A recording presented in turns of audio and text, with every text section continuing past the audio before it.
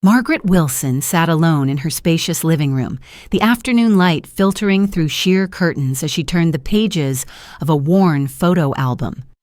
At 65, her silver hair was neatly styled, and despite the lines around her eyes, there was still a strength in her posture that spoke of years spent holding everything together. The album fell open to a picture from 15 years ago, David's high school graduation. She remembered that day so clearly, how proud she'd been standing there in her best dress, watching her son accept his diploma. She'd done it. Raised him completely on her own after the divorce, worked 2 jobs, sacrificed everything to make sure he had every opportunity. Her fingers traced the edge of another photo. David, at 8 years old, gap-toothed and grinning, holding a baseball trophy. She'd sold her beloved vintage Mustang that year to pay for his private baseball lessons. The car had been a wedding gift from her late father, but when David showed real talent and the coach said he could make varsity in high school with proper training, the choice was easy.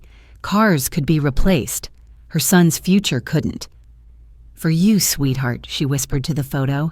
"Everything was always for you." The sound of keys jingling in the front door pulled her from her memories. Margaret quickly closed the album and smoothed her cardigan, forcing a smile as David and Jessica entered the apartment. At 32, David had grown into a handsome man with kind eyes that reminded her so much of her late father. Jessica, his fiancée of 2 years, was 28, petite and blonde with sharp features and an even sharper tongue. "Hi, Mom," David said, giving her a quick hug that felt perfunctory. "We brought the wedding menu for you to look at." "How wonderful," Margaret replied, genuine excitement in her voice. "I can't wait to see what you've chosen." Jessica dropped a thick folder on the coffee table without ceremony. "We went with the premium package. It's going to be beautiful." She glanced around the apartment with calculating eyes. "This place will be perfect for entertaining after we're married, much better than David's cramped rental." Margaret felt a small flutter of confusion. "I'm sorry, dear, I don't understand." "Well, obviously David will be moving in here after the wedding," Jessica said matter-of-factly, as if explaining something to a child. "It makes the most sense financially. This place is so much larger than what either of us could afford on our own." David shifted uncomfortably, avoiding his mother's eyes. "We talked about this, Mom. Remember? How it would be practical for us to live here for a while to save money." Margaret's smile faltered slightly. She did remember David mentioning something about temporary arrangements, but the way Jessica spoke made it sound so permanent, so entitled. "Of course, darling. You know you're always welcome here. This is your home, too." She meant it. When Margaret's grandmother had passed 5 years ago, leaving her a substantial inheritance, Margaret had made the difficult decision to sell the family home where she'd raised David. It was too big for just her, too full of memories of better times when her marriage was intact and the future seemed bright. She'd purchased this beautiful 2-bedroom apartment in a nice part of town, and wanting David to feel secure about his future, had added his name to the deed as a joint owner. "It's our safety net," she'd told him at the time, "so you never have to worry about having a place to call home." Looking back now, Margaret realized that gesture of love and security was about to become something she'd never anticipated. Jessica pulled out her phone and began scrolling through wedding photos from their venue visit. "I've been thinking about redecorating after we move in," she said casually. "This whole place needs updating. The furniture is so dated." Margaret glanced around at her carefully chosen furniture, pieces she'd saved for months to afford, each one selected with love and care. The antique writing desk had been her grandmother's. The blue velvet sofa was a splurge she'd allowed herself after years of secondhand everything. It wasn't dated, it was classic, it was home. "I suppose we could discuss some changes," Margaret said carefully, trying to keep the peace. She'd learned over the past 2 years of David and Jessica's relationship that disagreeing with Jessica often led to arguments that somehow ended with David taking his fiancée's side. Actually, Jessica continued, not looking up from her phone. "I was thinking you might be more comfortable in one of those nice senior communities. You know, where you'd have people your own age to socialize with, activities planned for you. It would be so much better for your social life." The words hit Margaret like a physical blow. Senior communities? She was 65, not 95. She was healthy, active, and had no desire to be shuffled off to some facility because Jessica wanted her apartment. "Jessica," David said quietly, "maybe we should discuss this later." "Why? It's a perfectly reasonable suggestion." Jessica's voice had an edge to it now. "Margaret, you've given David such a wonderful start in life. Now it's time for you to think about yourself. Wouldn't it be nice to not have to worry about maintaining this big place?" Margaret looked at her son, hoping to see some sign that he disagreed with this outrageous suggestion. Instead, she saw guilt and avoidance. Her heart began to sink as she realized this wasn't Jessica's spontaneous idea. They'd discussed this, planned it, decided her future without consulting her. "This is my home," Margaret said softly, her voice steady despite the turmoil inside. "I'm not ready to leave it." "But Mom," David finally spoke up, "Jessica's right about the practical aspects. We're getting married, starting our lives together, and you deserve to enjoy your retirement without worrying about home maintenance and expenses." Margaret stared at her son, the little boy she'd given everything for, the teenager she'd supported through every triumph and failure, the young man she'd helped through college by working overtime and taking on extra shifts. This was how he saw her now? As a burden to be managed? A problem to be solved? "I see," she said quietly. The next hour passed in a blur of wedding details and casual conversation, but Margaret barely heard any of it. She nodded at appropriate moments, smiled when expected, and all the while felt something fundamental shifting inside her chest.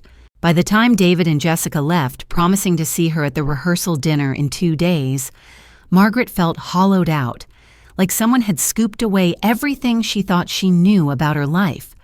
That night, she lay awake staring at the ceiling of the bedroom she'd lovingly decorated, listening to the familiar sounds of her neighborhood. The couple upstairs with their evening routine, the distant hum of traffic, the grandfather clock in the hallway that had belonged to her parents. These sounds had become the soundtrack of her life, and now someone wanted to take it all away. She thought about the years after her divorce when money was so tight she'd eat peanut butter sandwiches for dinner so David could have proper meals. She remembered working double shifts at the hospital during his senior year so she could afford to send him to the college of his dreams. She'd turned down a marriage proposal from a wonderful man named Frank 2 years ago because David had said he wasn't ready for her to date seriously, that he needed more time to adjust to the idea. "Your son will always come first," Frank had said with understanding but disappointment. "I can see that. I hope someday you realize you deserve to come first, too." She hadn't understood what he meant then. Now, lying in the dark, she was beginning to. The morning of David's wedding dawned bright and clear. Margaret stood in front of her bedroom mirror, adjusting the navy blue dress she'd chosen for the occasion. It was elegant without being flashy, expensive enough to show respect for the event, but not so fancy as to upstage the bride. She'd learned to navigate these social calculations carefully over the years. Her hands shook slightly as she fastened her grandmother's pearl necklace. Something felt wrong about today, like a storm approaching on a cloudless day. She'd barely slept, her mind replaying the conversation with David and Jessica over and over, looking for signs she'd missed, warnings she'd ignored. The wedding venue was beautiful, an elegant hall with crystal chandeliers and floor-to-ceiling windows overlooking a garden. Margaret had insisted on paying for the flowers as her contribution to the wedding, a gesture that had cost her nearly $2,000, but felt important. She wanted David to know she supported his happiness, even if she had reservations about Jessica. As guests began arriving, Margaret took her seat in the front row, watching her son's friends and colleagues fill the chairs behind her.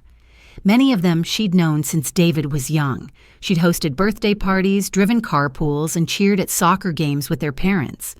They greeted her warmly, and for a moment the tightness in her chest eased. "You must be so proud," said Linda Morrison, whose son had played baseball with David. "He's become such a wonderful young man." "I am," Margaret replied, and meant it. Despite everything, she was proud of David. He was successful, kind-hearted, and until recently had been the loving son she'd raised him to be. The ceremony itself was lovely. David looked handsome in his black tuxedo, and Jessica was undeniably beautiful in her elaborate white gown. Margaret watched through misty eyes as they exchanged vows, thinking of all the moments that had led to this day. His first steps, his first day of school, teaching him to drive, helping him move into his first apartment. As the couple kissed and the crowd erupted in applause, Margaret felt a complex mix of joy and sorrow. She was losing her son today, not just to marriage, but to someone who saw her as an obstacle rather than family. The reception was in full swing when it happened. Margaret had been mingling with guests, accepting congratulations and compliments on how beautiful the ceremony was. She'd just finished talking with David's college roommate when Jessica appeared at her elbow, looking radiant but determined. "Margaret, we need to talk," Jessica said, her voice cutting through the music and conversation. "Of course, dear. Is everything all right?" Jessica smiled, but it didn't reach her eyes. "David and I have been discussing our living situation, and we've decided it's time to make some changes." Margaret's stomach dropped. Around them, the reception continued, people laughing, dancing, celebrating. The band played a romantic ballad as couples swayed on the dance floor.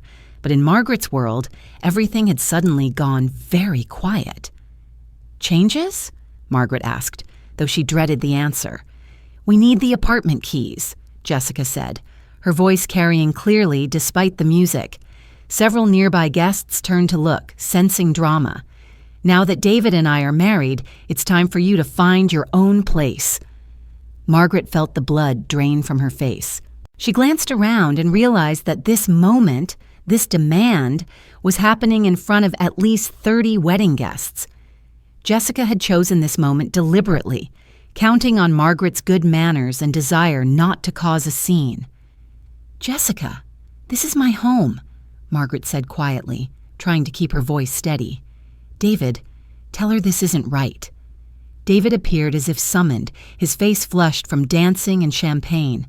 When he saw the expression on his mother's face and the determined set of Jessica's jaw, his smile faded. "What's going on?" he asked, though his tone suggested he already knew. "I was just explaining to your mother that we need the apartment keys," Jessica said sweetly. "She seems confused about the arrangements."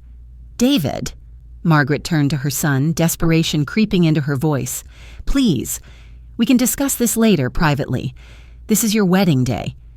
"Mom," David said, not quite meeting her eyes, "Jessica is my wife now. We've discussed this, and it really does make the most sense. The apartment is better suited for a young couple than for someone living alone."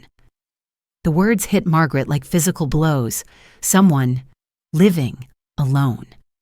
As if her 33 years of life and sacrifice had been reduced to that simple phrase. She looked at her son, really looked at him, and saw a stranger. This wasn't the boy she'd raised to be kind and respectful. This wasn't the young man who used to bring her flowers on Mother's Day and tell her she was the best mom in the world. "I won't give you my keys," Margaret said firmly, her voice carrying more strength than she felt.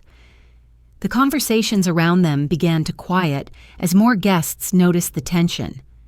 Margaret could see phones being discreetly pulled out, could feel the weight of stares and whispered comments. This was exactly what Jessica had wanted, a public confrontation where Margaret would look like the unreasonable one. "Excuse me?"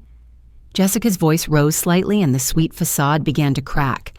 "I think you're forgetting that David is on the deed. Legally, this is his apartment too." "But it's still my home," Margaret insisted. "I'm not ready to leave. We can work something out, but not like this. Not today.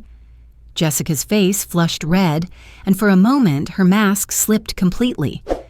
Margaret saw the entitled, spoiled woman beneath the bride's perfect exterior. "You selfish old woman," Jessica snapped. "Do you want your son to start his marriage living in his mother's spare room? Are you that desperate to hold on to him?" The words rang out across the reception hall. The band had stopped playing and conversations died as everyone turned to watch the drama unfold. Margaret felt 130 pairs of eyes on her, saw phones recording what was about to become the most humiliating moment of her life. "Jessica, please," Margaret said, her voice breaking slightly. "We can discuss this tomorrow. This is supposed to be a celebration." "Give me the keys," Jessica demanded, holding out her hand. "Now." "No." The slap came so fast that Margaret didn't see it coming. Jessica's manicured hand connected with her cheek with a sharp crack that echoed through the suddenly silent hall. Margaret stumbled backward, her hand flying to her burning cheek, shock rendering her speechless. Gasps echoed through the crowd. Someone's grandmother called out, "Oh my God," in a voice thick with outrage. Margaret could hear the rapid-fire clicks of phone cameras capturing her humiliation. But Margaret didn't cry. She didn't scream or slap back or cause the scene that Jessica was clearly expecting. Instead, she straightened her shoulders, looked directly at her son, who stood frozen in shock, and spoke with quiet dignity.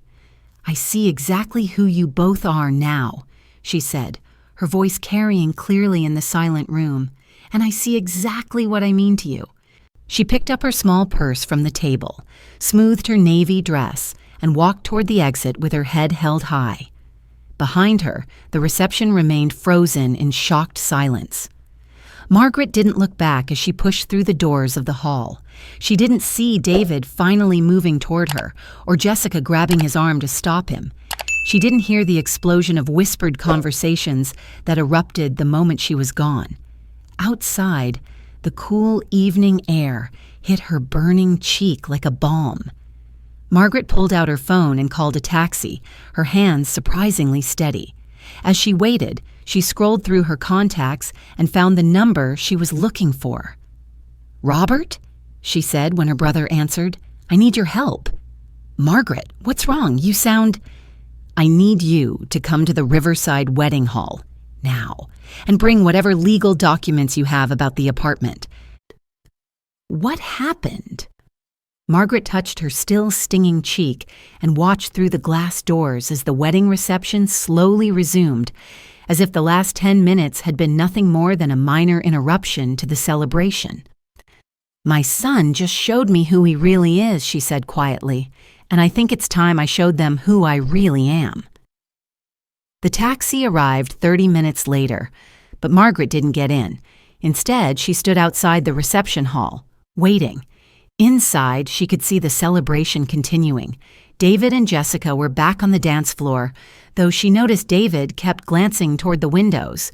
Her phone buzzed with a text from Robert. "Almost there. What exactly happened?" Margaret typed back, "I'll explain everything. Just hurry." As she waited, Margaret reflected on the choice she was about to make. For 33 years, she'd put David first. His needs, his happiness, his future had been her primary concern. She'd shaped her entire life around being the perfect mother, the ultimate supporter, the woman who sacrificed everything for her child's success. Tonight, that woman was gone. Tonight, Margaret Wilson was about to discover what it meant to put herself first for the very first time in decades. The headlights of Robert's car appeared in the parking lot, and Margaret felt something shift inside her chest. Not anger. She was beyond anger now, not hurt, though the pain was still there. What she felt was clarity. It was time for David and Jessica to learn that some people shouldn't be taken for granted. And it was time for Margaret to remember that she was worth more than being discarded when she was no longer convenient. Much more. Margaret watched Robert's familiar Mercedes pull into the parking lot, its headlights cutting through the growing dusk. Her younger brother stepped out, still wearing his suit from what she assumed had been a Saturday at the office. Robert Wilson never seemed to stop working, even at 58. His salt and pepper hair was slightly disheveled, and concern etched deep lines around his eyes as he spotted her standing alone outside the reception hall. "Margaret, what in God's name happened?" he asked, his voice a mixture of worry and barely contained anger as he approached. "You sounded—" He stopped mid-sentence when he saw the red mark still visible on her cheek, even in the dim parking lot lighting. "Did someone hit you?" Margaret touched her face self-consciously. The sting had faded, but she could still feel the heat from Jessica's slap. "My new daughter-in-law decided to make her expectations clear in front of 130 wedding guests." Robert's jaw tightened. "She hit you? At David's wedding?" "After demanding I hand over my apartment keys so they could move in and I could move out."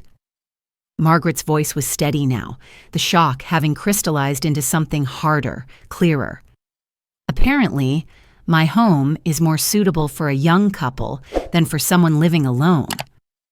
Those were David's words? Margaret nodded, unable to speak past the tightness in her throat. Saying it aloud made it real in a way that standing alone in the parking lot hadn't. Robert was quiet for a long moment, his lawyer's mind clearly processing what she'd told him. Then he reached into his car and pulled out a thick manila folder.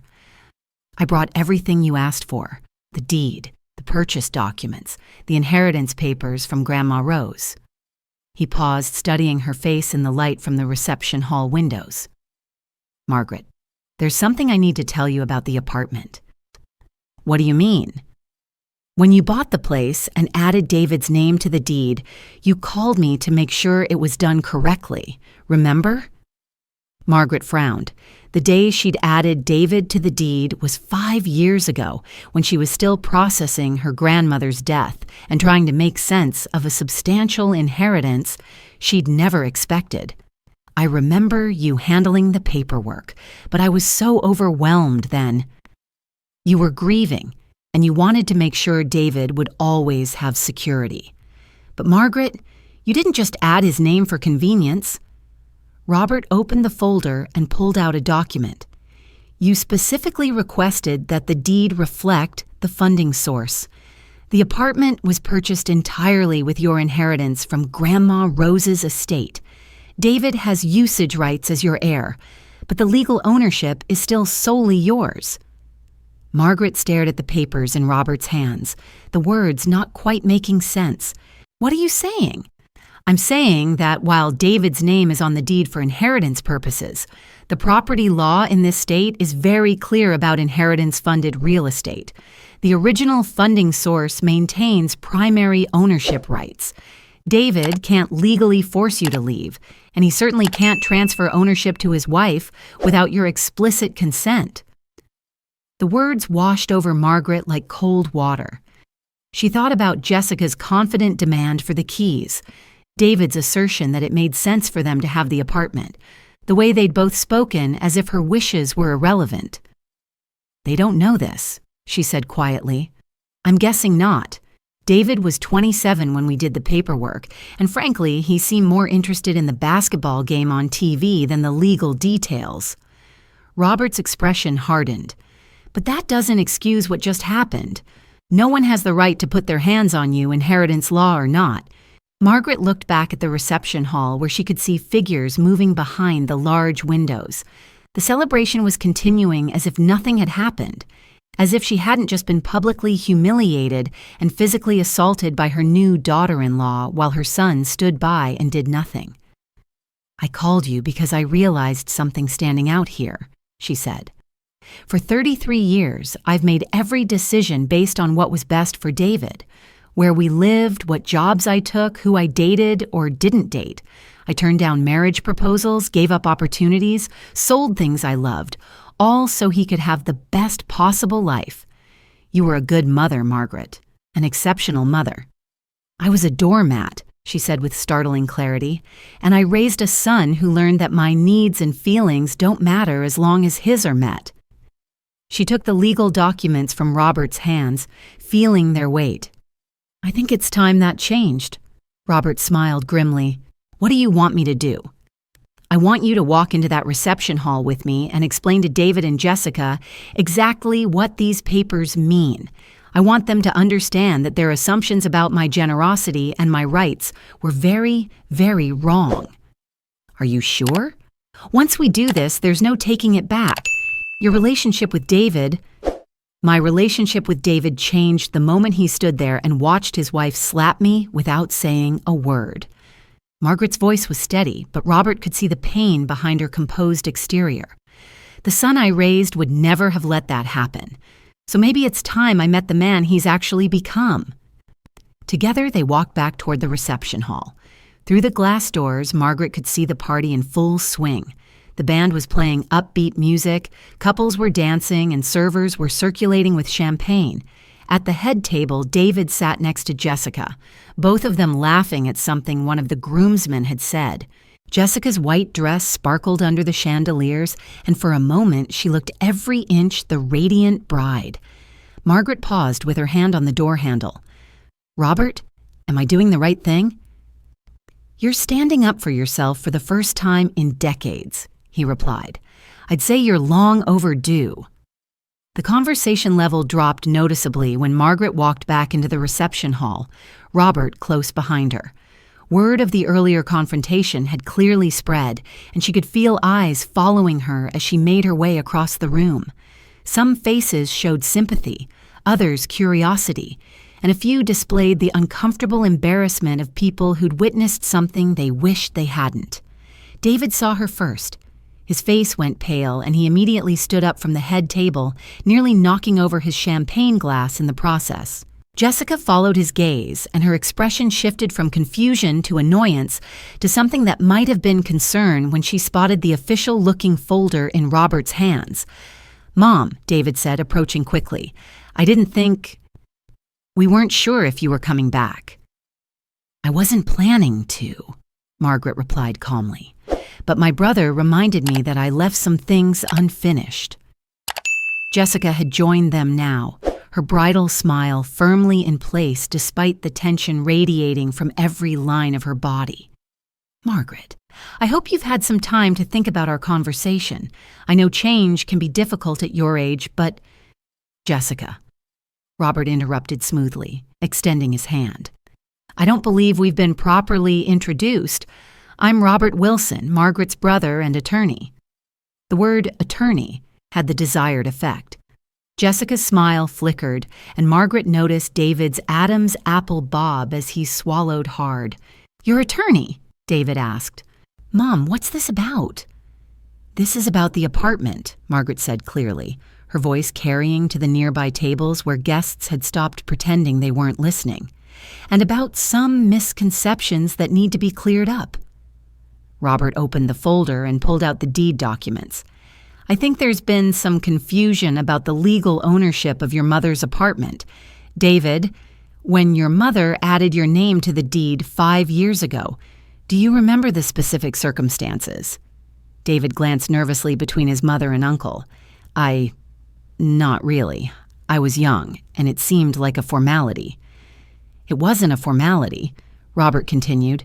"The property was purchased entirely with inheritance funds from your great-grandmother's estate. Under state law, inheritance-funded real estate maintains specific ownership protections." He held up the deed. "Your mother is the sole legal owner of the apartment. Your name was added for inheritance purposes only." The color drained from Jessica's face. "That's not—" David said what he believed to be true," Robert replied diplomatically, "but belief doesn't change legal reality." Margaret watched as the implications sank in. David looked genuinely shocked, as if he'd never considered that his assumptions about ownership might be wrong. Jessica, however, looked furious, her carefully constructed bridal composure finally cracking completely. "This is ridiculous," Jessica snapped. "David's name is on the deed. I've seen it. That makes him an owner." "Actually, it doesn't." Robert's voice remained professionally calm. "It makes him an heir with usage rights. There's a significant legal difference." A small crowd had gathered around them now. wedding guests who had given up all pretense of politeness and were openly listening to the drama unfolding at what was supposed to be a celebration of love and new beginnings.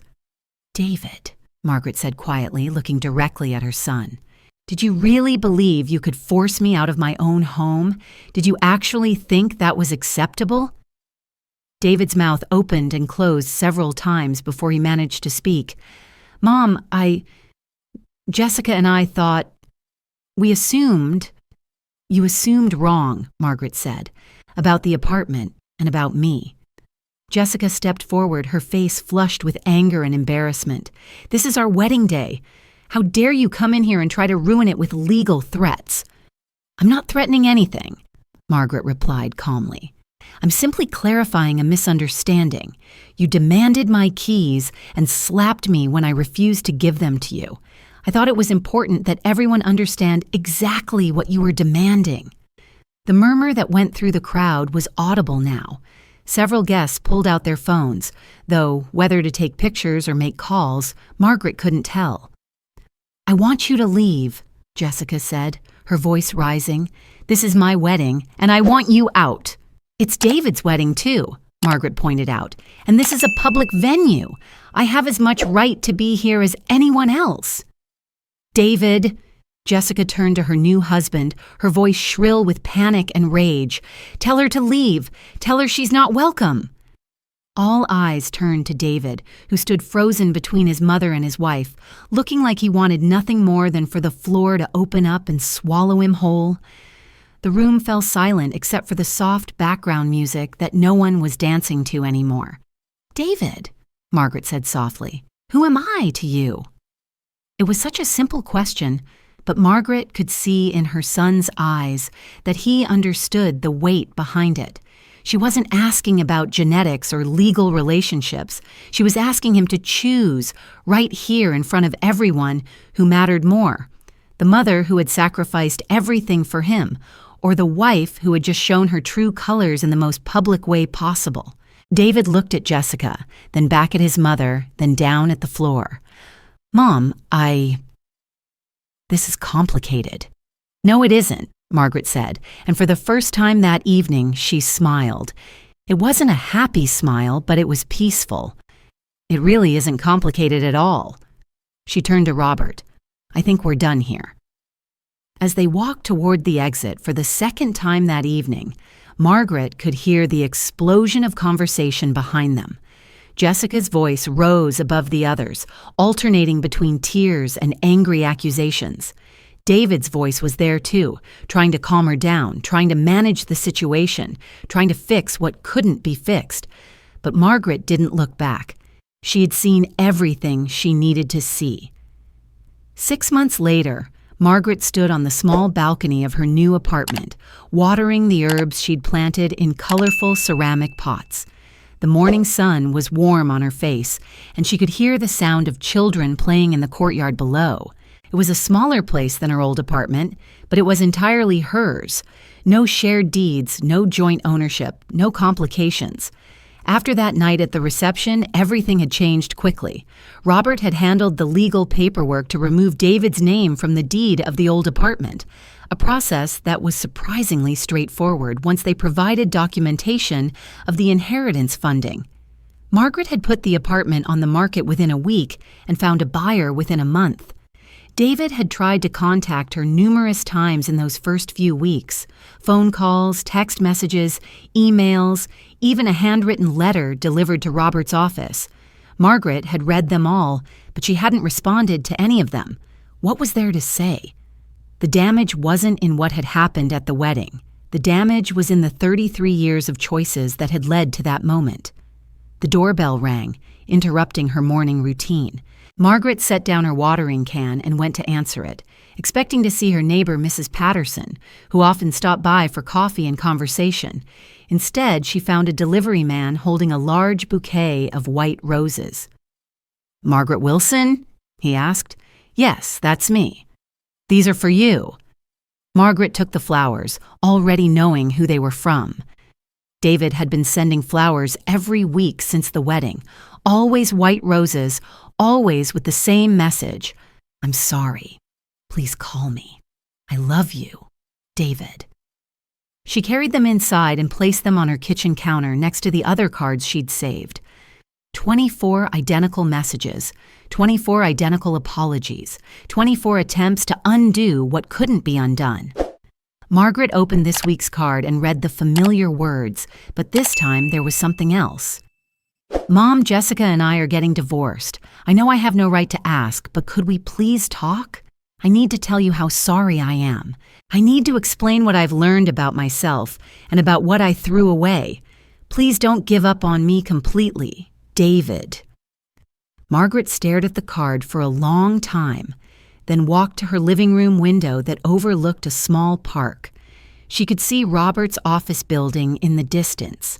He'd helped her find this apartment in his neighborhood, close enough for family dinners, but far enough for independence. She thought about the woman she'd been 6 months ago, sitting in her old apartment surrounded by photo albums and memories, defining her worth entirely by her son's happiness. She thought about the slap that had stung for hours but had ultimately woken her up to a truth she'd been avoiding for years. Then she thought about the little boy in the baseball uniform, gap-toothed and proud, holding up his trophy. The teenager who used to bring her wildflowers he'd picked from neighbors' yards. The young man who'd once told her she was his hero. That person was still in David somewhere. Margaret had to believe that, or the 33 years of loving him had been for nothing. But she also knew that the woman who had raised that boy, the woman who had put everyone else's needs before her own, who had accepted being taken for granted as the price of being loved, that woman was gone forever. Margaret picked up her phone and, after a long moment of consideration, typed a simple message. David, I got your flowers and your note. I'm glad you're learning about yourself. I've been learning too. When you're ready to meet the person I've become, not just apologize to the person I used to be, we can talk. Until then, take care of yourself. Mom. She hit send before she could change her mind. Outside her window, an elderly man was feeding pigeons in the park while his wife sat on a nearby bench reading. They looked comfortable together, content in a way that spoke of years spent building a life based on mutual respect rather than one-sided sacrifice. Margaret had learned something important over the past 6 months. Forgiveness wasn't the same as forgetting, and loving someone didn't mean accepting unacceptable treatment. She had loved David enough to give him everything. Now she was learning to love him enough to let him earn his way back into her life, if that's what he truly wanted. Her phone buzzed with a response almost immediately. Thank you for responding. I understand what you're saying, and you're right. I have a lot of work to do on myself. I love you, and I'll wait as long as it takes. David. Margaret smiled as she read the message. It was different from his previous attempts. No pleading, no demands for immediate forgiveness, no assumptions about what she owed him. For the first time in 6 months, it sounded like it might be coming from the son she remembered, rather than the stranger who had stood by and watched her be humiliated. She set the phone aside and went back to her balcony garden, where her herbs were thriving in the morning sunshine. There was something deeply satisfying about nurturing something that would grow whether anyone appreciated it or not. Something that existed for its own sake rather than for what it could provide to others. As she worked, Margaret found herself humming, something she hadn't done in years. The song was one her grandmother used to sing while gardening, a simple melody about flowers that bloom even after the harshest winters. Margaret Wilson had survived her harsh winter. Now, at 65, she was finally learning what it meant to bloom for herself.